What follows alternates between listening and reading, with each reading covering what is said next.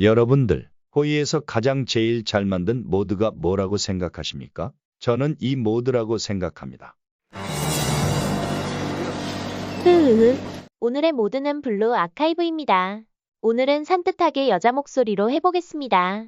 오늘의 국가는 흥신소 68입니다. 흥신소 68로 가볍게 세계 정복을 해보겠습니다.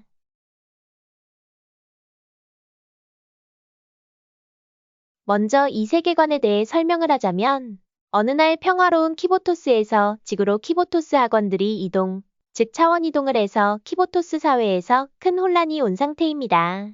그리고 그 지구라는 곳을 알아보기 위해 열심히 노력했으나 지구인들이 키보토스 학원과 학생들을 침략자로 규정하고 싸운 것입니다. 그러나 지구인들은 키보토스인들의 상대가 되지 못하고 와해되었습니다.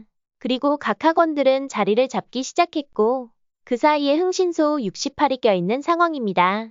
일단 기본적으로 중점은 만마정과의 협력 루트를 타줍니다.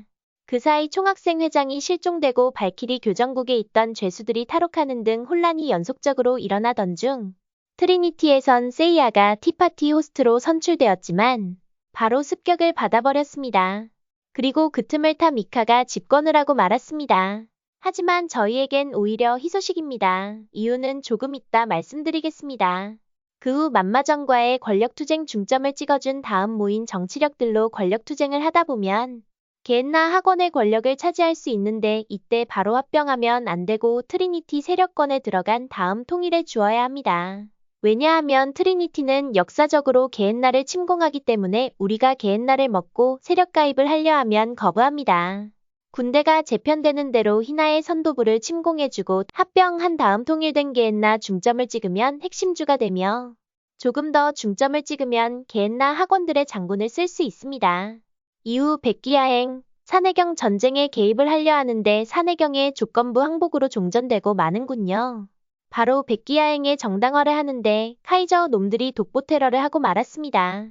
그래도 무시하고 선전포고를 하고 공세를 하는데 카이저 놈들이 상륙을 하고 말았지만 몰아내는데 성공하였습니다. 이후 백기야행이 항복하고 괴뢰국을 설립한 다음 산해경을 치는데 무슨 신강군벌의 국공합작으로 들어가는군요.